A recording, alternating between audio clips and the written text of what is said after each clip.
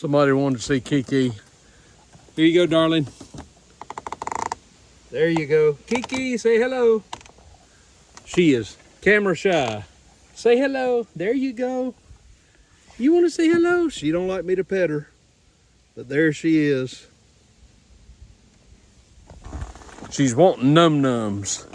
Num-nums are these, Marina calls them num-nums. They're called delectables, little squeeze-ups. Yeah, I don't have any for you. She won't, I think she'd eat about 9 a day. I don't know what the rule is. I hear that you're supposed to give them like 1 a day, but she oftentimes gets more than that from some sucker that lives around here. I'm not sure what's going on there, but she inhales those things. Today is November the 4th, if I'm not mistaken. Tomorrow, of course, is the big election day. I've got another important video that I'm going to post tomorrow, and of course Wednesday I plan to be commenting on the results, but today, as advertised, I want to tell you what I think is going to happen tomorrow on election day. Now, there are people I know who say that it's pointless to vote, and I understand the arguments, but folks, I just don't buy it. I'm sorry. It may be that your vote, is it conceivable your vote means nothing? It's possible, but your vote certainly means things in local races, if nothing else. But I believe it means more than that. Regardless, I believe it's important, even at least the symbolism of it. I think it's important to go and just express yourself at the voting precinct. Now, I'm in a safe state. I'm in Alabama, as you know. Alabama is solidly red. Trump is easily going to win Alabama. But Marina and I are going to go tomorrow. Our precinct is just a few miles away. And probably not be much of a line. I don't know. Maybe there will be. Despite the fact that Trump is going to win Alabama handily, we're still going to let our voice be heard. And there are some other local measures. You know, the local yokels are always trying to nickel and dime you on this tax, that tax, and the other tax. So we have to go show up at least for that. So while we're there, we may as well vote for president, right? So I want to encourage you, if you're an American citizen and you're registered to vote, and you should be, folks, please go and vote tomorrow. Please avail yourself of this opportunity. You know, election, I'm a political buff. I love politics. I've stated before, when I was a kid, I was into politics. I well remember the 1968 Democratic National Convention in Chicago, shoot to kill, Mayor Daley. I was 7 years old, and I remembered. I was fascinated by it, and I still am. You know, I want to be a part of that process. I want my voice to be heard, and I want your voice to be heard as well. So here's what's happening. Tomorrow, it all comes to an end, hopefully, in terms of the actual voting. It is down to Trump versus Harris. This is where we are. What is going to happen? Now, being a bit of a political buff and a news hound, I have read a lot of articles. I've seen charts and graphs. I've heard things on social media. There's no shortage of information out there that pertains to the election. No shortage of predictions out there which pertain to the election. But it comes down to, what do you believe is going to happen? I'm going to tell you what I believe is going to happen. But it's Trump versus Harris. It's as simple as this, and let there be no mistake. If Kamala Harris somehow manages to win this thing, we are looking at another term of Barack Obama. Don't doubt me on this, folks. This would be another Obama term. Obama is the mastermind behind the scenes, pulling the chains. It would be Obama people in the White House. It would be Obama people in the administration. She is inept. She does not know what she's doing. She has handlers, and she would have handlers in the White House as president. It is just risky business we're talking about. She is incompetent. She's not cut out for this job. She's not cut out for almost any job, including the job at McDonald's that, as it turns out, she never had. But that's another story, I suppose. So reading all of these prognosticators and all of these so-called experts, and some really are, I was listening to one just this morning, or no, I'm sorry, yesterday. This journalist whose name suddenly escapes me, but he's a qualified journalist from all indications. And he was saying that he had a well-placed source within the Kamala Harris campaign who was basically saying to his fellow staffers, don't worry about it, it's in the bag. We've got this thing sewn up. Now, why would he be so confident? Is he just full of beans? Possibly. It is a given that there is going to be fraud in this election. There's simply no doubt about it. But there always is, folks. And over even in my native home state of Georgia, they're already having controversy in Fulton County, that's Atlanta, which is an utter cesspool. You've got the state of Georgia, which is full of great people, and then you've got Atlanta and Fulton County, which is like another thing altogether. Cities versus counties, I've talked about this before.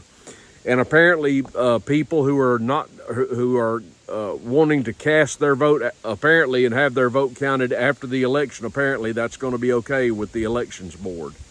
So we're waiting on Governor Brian Kemp and Secretary Raffensperger to take action about this, against this, or on this, to which I can only say good luck. Maybe they'll get around to it next year, I don't know. The point is, there's going to be fraud. That is a given. There's going to be massive fraud. There's going to be widespread fraud. But what do I believe is going to happen? Folks, what I'm giving you now is my opinion. You have yours, I have mine. But my opinion is based not only on things I've read and heard, but it's really based on my gut. So take it for whatever it's worth. I believe Trump is going to win this thing, and I believe that Trump is going to win this thing rather handily. And I'm going to tell you why. What it takes to overwhelm the fraud is an overwhelming vote, and I am hearing report after report of that very thing happening. I'm hearing reports of people already standing in line to vote for Trump. I heard a report of one precinct where the line was over a mile long, and it's on, this is on Monday, okay? The American people, I believe, finally are fed up, and I believe that they're going to overwhelm the polls to the degree that it will mitigate the fraud. It will mitigate the fraud. There's going to be fraud. The only way to overcome the fraud is to have a massive turnout, which is one of the reasons I'm going to make sure and go and vote, even though Trump is going to win Alabama. I don't care. We have got to let our voices be heard. Folks, we're about to lose our country. If this woman somehow manages to get back in the White House, all bets are off. All bets are off. We've seen what they've done during the Biden administration, putting political opponents in jail. And this time, if she gets back in, it's only going to be more of the same, plus some, plus a lot. Trump has got to win this election, and I believe he is going to. That is my prediction. I believe Trump wins. I believe Trump wins. I believe that the GOP is going to win the Senate, and I believe they're going to win the Senate by quite a few votes. I expect the breakdown to be about 54 to 55 seats, which would be significant. And I believe we're going to hold on to the House. We've got to hold on to the House because even if Trump wins, there are Democrats such as Congressman Raskin, who are saying, openly declaring that they're going to challenge the election results and not certify the election results for president should Trump be the victor. So this is a political war like nothing we've ever seen. I believe Trump is going to win because I believe Republicans are going to overwhelm the polls. That's the main thing I want to say. There's an old axiom in politics, in particular with national politics, which is simply this: people vote their pocketbooks. People vote their pocketbooks. Inflation got Jimmy Carter fired. Inflation, I believe, is going to get ostensibly Harris fired. Inflation is rampant. It is high. It is awful. I did some grocery shopping last week. My buggy was not half full, and it was like $130. And I didn't have a whole bunch. And you know, all I eat is meat, right? It's not like I had 10 packs of T-bones or anything. $130 just for some basic supplies for the kitchen. And my buggy wasn't half full. And it's that way everywhere. It's just insane. It's that way at the gas pump. It's that way. The cost of everything is higher. To mortgage rates on your home. If you want to go buy a new home, the low rates are gone. That's a thing of the past. You can make more money. It's kind of depressing. I remember when we did our taxes last year. Marina told me, the CPA said, he showed how much I made. It's the most money I ever made in my life, but you'd never know it, because the increase in income was negated by inflation. It's like, yeah, you made more money, but everything costs more now. You Americans know what I'm talking about. God help people who didn't make more money, because your buying power has been reduced because of inflation. And inflation's a whole nother topic. But I believe that Trump is going to win because of economics, because the American people are hurting in their pocketbooks right now. Trump is going to capitalize on this because the American people remember we were better off under Trump. There's no question about this. No one can successfully argue that point. We were better off under Trump. We had more spending power. Prices were lower. Inflation was almost non-existent. American people are going to remember that. The second or the third reason, I guess I should say, that I believe Trump is going to win is because of the border. It's as simple as that. What do Americans want? They want low inflation or no inflation, and they want security. And they have no security right now because of the debacle at the southern border in particular, which is giving us a sense of insecurity. And you could couple that with what's going on in the world, with the threat of nuclear war hanging over our heads. The American people do not feel secure, and that is why they're not going to put Harris into the White House, in my opinion. Now, I could go on and on and on with some other issues, but folks, that's enough. That's enough to get Harris ostensibly fired and put out of Washington. And I believe that's what's going to happen. I believe inflation, the lack of security, and the fact that Trump voters are going to overwhelm the polls, thus mitigating election fraud, is going to give Trump an election victory. Now, let me speak quickly about the so-called not border states, the so-called swing states, where the most contentious battles are. I am seeing some amazing numbers out of states such as Nevada and Minnesota. Not Minnesota. Let me stop and say something about Minnesota real quickly. One of the people that I follow in terms of polling data is a man by the name of Rich Barris. I highly recommend you follow Rich, the People's Pundit. Tracy Laurie, this may interest you, my buddy Tracy up in Minnesota. He was speaking about Minnesota. You know, Minnesota, everybody assumes that's solid blue, that's Democrat. I always get confused. It seems to me like the Republicans ought to be blue. Red's for the commies, right? But whatever the case, I always have to remember, I don't know who made that decision, but whatever. And of course, Tim Walz is the governor of Minnesota, so you might think, well, that's kind of a given, and Minnesota usually votes for the Democrat. Rich Barris is saying Minnesota is in play. you look at the map and you see some of the states are dark red, like California and New York and the New England states and Oregon and Washington State and Hawaii, all bright red. Minnesota is like a pale red, as if to say, it's not certain that Harris and Walz are going to carry Minnesota. And I told Marina, would it not be a hoot if Trump won Minnesota? Just a colossal thumb in the eye to Governor Tim Walz, Tampon Tim. I would love for Trump to win Minnesota. I know of at least 2 people up there that are going to do their duty to give Minnesota to Trump. That would be fantastic. But these other swing states, like North Carolina, Georgia, Pennsylvania, Wisconsin, Michigan, from everything I'm reading, they're all trending toward Trump. And these are states, some of these states Harris has got to win. But what's interesting to me is that other states heretofore thought to be solidly in the Harris camp are not necessarily.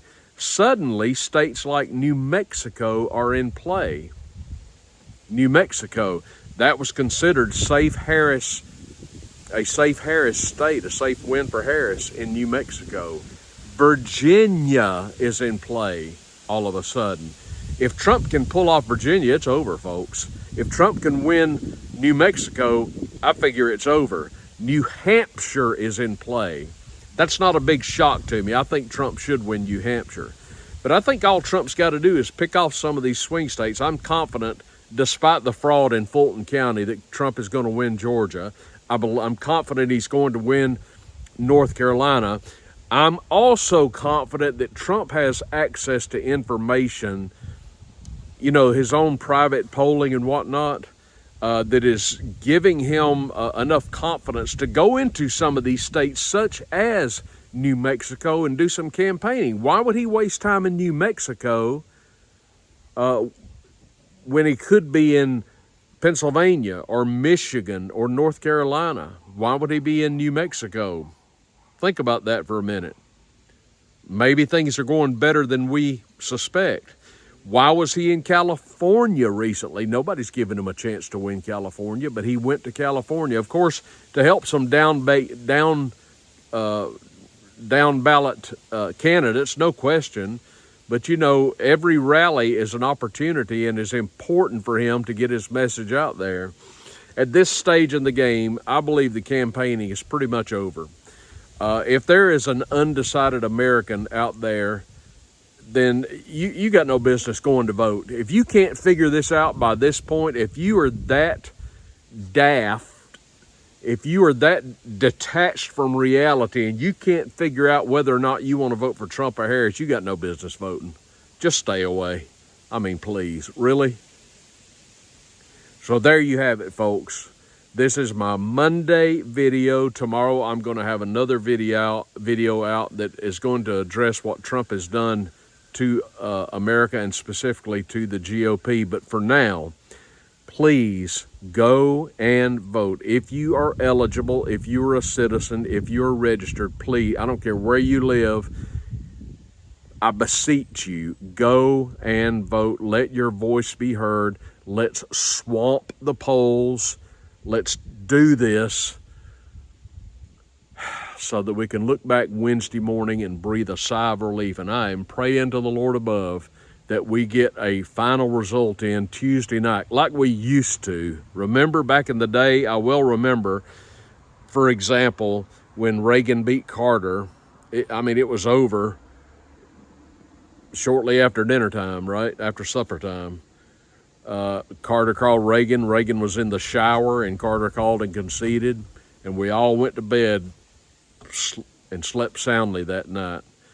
That's what I'm hoping for tomorrow night, an early concession from cackling Cammie, who I predict you'll never hear from again, not on the national stage at least. Go vote. Give me your comments down below. I'll talk to you tomorrow.